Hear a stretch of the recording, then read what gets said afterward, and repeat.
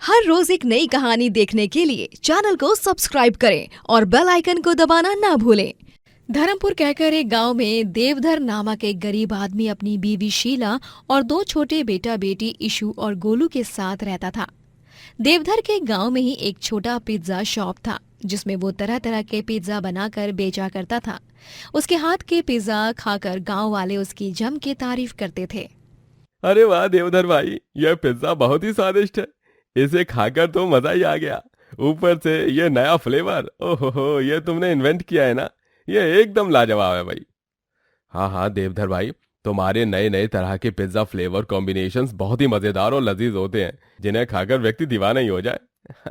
धन्यवाद भाई।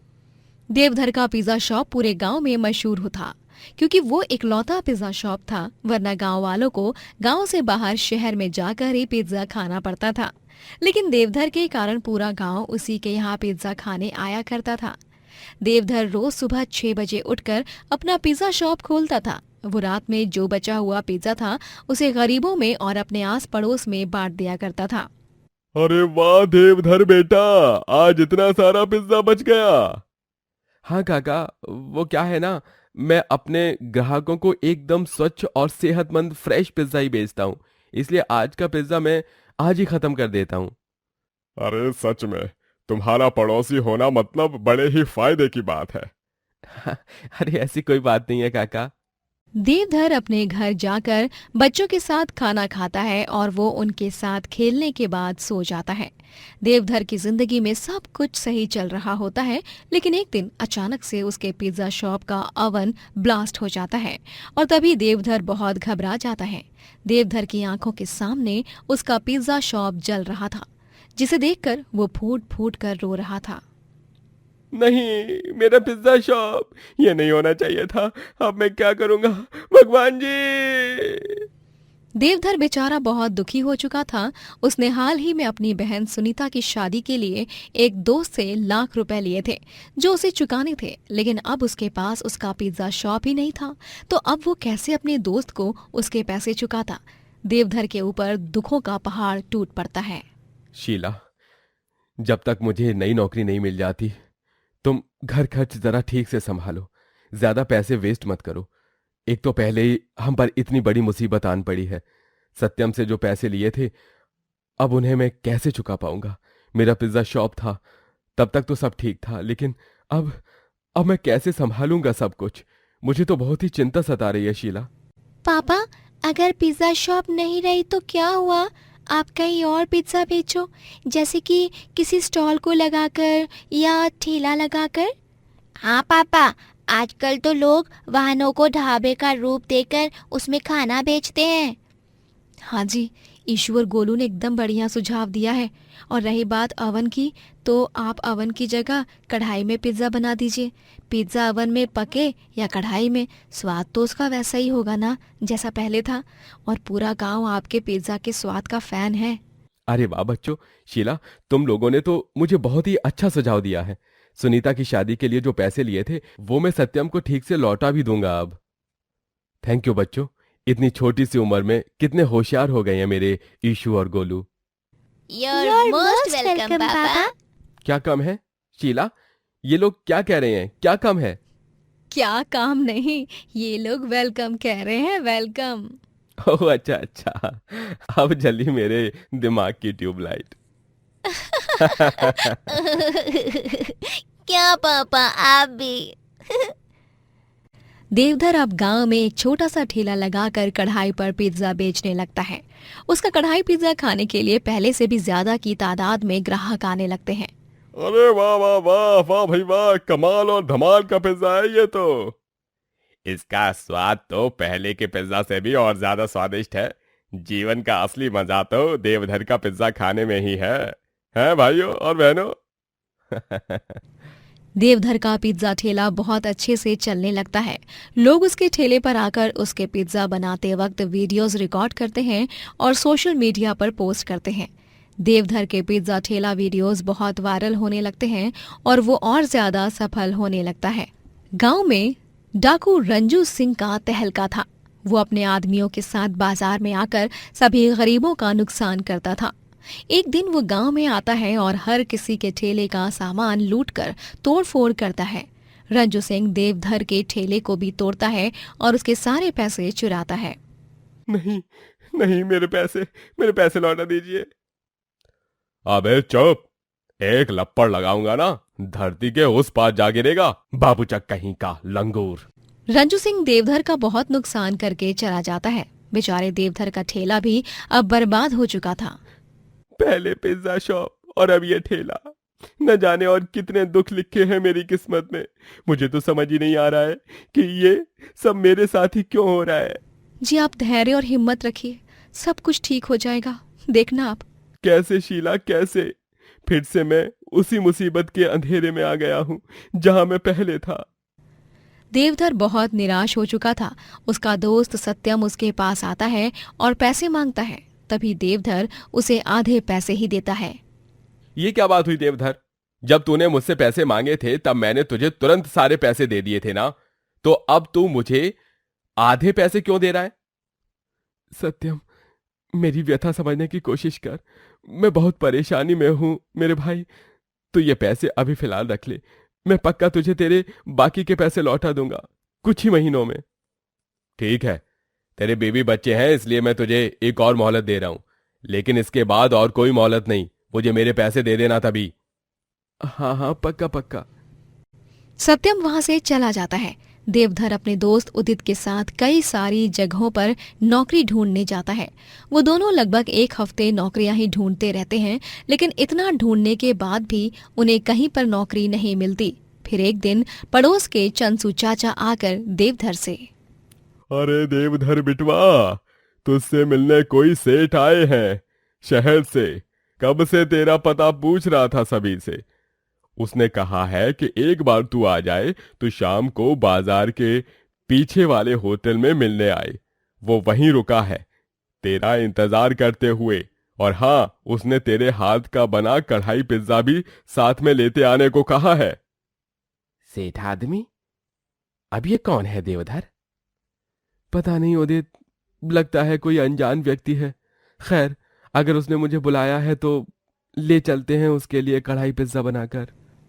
देवधर अपने हाथों से कढ़ाई पिज्जा बनाता है और वो उसे उस सेठ आदमी के पास ले जाता है। उस आदमी का नाम रूपम सिसोदिया होता है। हेलो देवधर, तो तुम फाइनली आ ही गए। वाह, ये पिज्जा बहुत ही यमी है। यू नो व्हाट, मैं तुम्हारे लिए एक बहुत ही सुनहरा मौका लेकर आया हूं। शहर का सबसे बड़ा पिज्जा ब्रांड तुम्हें हायर करना चाहता है। तुम्हारा पिज्जा टेस्टी की पॉपुलैरिटी देख हम चाहते हैं कि तुम हमारे शॉप में भी पिज्जा बनाओ। क्या तुम हमारे साथ काम करने के लिए रेडी हो? मैं हाँ बिल्कुल। देवधर अब उस शहर के पिज्जा शॉप के आउटलेट्स के ओनर के साथ काम करने के लिए राजी हो जाता है। वो वहाँ पिज्जा बनाकर बहुत पैसे कमा लेता है। सबसे पहले वो सत्यम के पैसे चुका देता है और उसके बाद वो भी शहर में अपना एक बड़ा पिज्जा शॉप खोलता है और इस तरह उसकी खूब तरक्की होती है। सविता की 5 बेटियां होती हैं, राधा, जूही, दिशा, गौरी और पाखी। सभी की उम्र अब लगभग 20-22 की हो चुकी थी। उन सब में सबसे छोटी थी गौरी, जिसकी उम्र 18 साल की होती है। सविता ने लोगों के घर काम करके अपनी बेटियों को पाला पोसा। उसके पति मनीष को हमेशा से एक बेटा चाहिए था। 4 बेटियां होने के बाद उसने सविता को सख्त चेतावनी दे दी कि अगर 5वीं भी बेटी ही हुई तो वो उसे उसकी 5 बेटियों के साथ अपने घर और अपनी जिंदगी से बाहर निकाल देगा। और वही हुआ। सविता ने गौरी को जन्म दिया और मनीष ने गुस्से में आकर उन लोगों को घर से बाहर निकाल दिया। सविता की बेटियां खूब लगन से अपनी पढ़ाई कर रही होती हैं। चलो चलो गौरी, जैसे हम चारों के ग्रेजुएशन ईयर के एग्जाम शुरू होने वाले हैं, वैसे ही तुम्हारे भी 12वीं के बोर्ड एग्जाम्स भी शुरू होने वाले हैं। इसीलिए खुद भी सही से पढ़ाई करो और हम चारों को भी करने दो। अगर कोई डाउट हो तो तुम हमें पूछ लेना। ठीक है मेरी चारी माँ, जितनी चिक चिक माँ मुझ पर नहीं करती ना, उतनी आप चारों करती हो। पढ़ने बैठो आप चारों ही, मैं तो जा रही हूँ आंगन में पढ़ने। अरे अरे, क्या हुआ? क्यों परेशान कर रही हो तुम चारों मेरी गौरी को? माँ, ये हमें पढ़ने नहीं दे रही है, कभी कभी बीच में ही इसके मुंह से गाने का टेप शुरू हो जाता है तो कभी बीच में ही ये नाचने लगती है। बहुत अतरंगी है ये, इसे कहो कि पढ़ ले वरना फेल हो जाएगी। दिशा, जूही, पाखी, राधा, जाने दो, उसे जब जैसे पढ़ना है वो पढ़ लेगी। अच्छा चलो, फिलहाल तो तुम पांचों हाथ मुंह धो लो, क्योंकि आज ढाबे पर बचा हुआ खाना था और वो भी पनीर पुलाव, इसीलिए मैंने तुम सबके लिए लाया है। ये पनीर पुलाव। सविता के खुद का एक छोटा सा ढाबा होता है। यहाँ एक तरफ सविता अपनी पांचों बेटियों के साथ एक खुशहाल जीवन व्यतीत कर रही होती है, वहीं दूसरी तरफ मनीष की दूसरी बीवी रमोला संग पैदा किया हुआ बेटा सोम पढ़ाई में बहुत कच्चा होता है और मनीष के कपड़ों की दुकान भी कुछ खास चल नहीं रही थी, इसीलिए उसे हर पल चिड़चिड़ महसूस होती। रमोला, तुम इसे कुछ कहती क्यों नहीं? अरे ये पढ़ाई में इतना कच्चा है, आगे जाकर क्या करेगा? पापा पढ़ तो रहा हूँ, दिखाई नहीं देता क्या आपको? या मैग्नीफाइंग ग्लास लाकर दूं तभी दिखेगा। जुबान मत लड़ा। सही तो कह रहे हैं ना जी, पढ़ता ही रहता है और आप हो कि उसे अच्छा कहने की जगह हर वक्त बुरा ही बोलते रहते हो। हाँ? आए दिन गांव में सभी सविता के ढाबे पर ही खाना खाने जाते। सविता के ढाबे पर दिन भर ग्राहकों की भीड़ लगी रहती है और वो अपने ढाबे के लिए पूरे गांव में प्रसिद्ध होती है। एक दिन जब मनीष अपने दोस्तों संग बात कर रहा होता है तभी, यार बहुत तेज भूख लगी है भाया, समझ ना आ रहा है कि कहूँ। अरे वो चौक के पास है ना, वो सविता का ढाबा, उसके हाथ का खाना खाएगा तो पागल हो जाएगा। हाँ हाँ, मैं भी गया हूँ वहाँ। ढाबा और खाना दोनों एकदम मस्त और जबरदस्त हैं। चलो फिर वहीं चलते हैं। ओह दोस्तों, मैं नहीं जाऊंगा कहीं पर। वो दरअसल घर में रमोला अकेली है, सोम भी कॉलेज गया है। रमोला की तबीयत खराब है 1-2 दिनों से, तो इसलिए मुझे जाना होगा। अरे ठीक है मनीष भाई, ध्यान रखियो रमोला भाभी का। मनीष को सविता की तरक्की से खूब जलन महसूस होती है। वो छुप छुप के उसे देखता है। इसे क्या लगा, ये खुले आसमान में पंख फैलाकर उड़ेगी और मैं इसे इतनी आसानी से उड़ने दूंगा? हरगिज नहीं।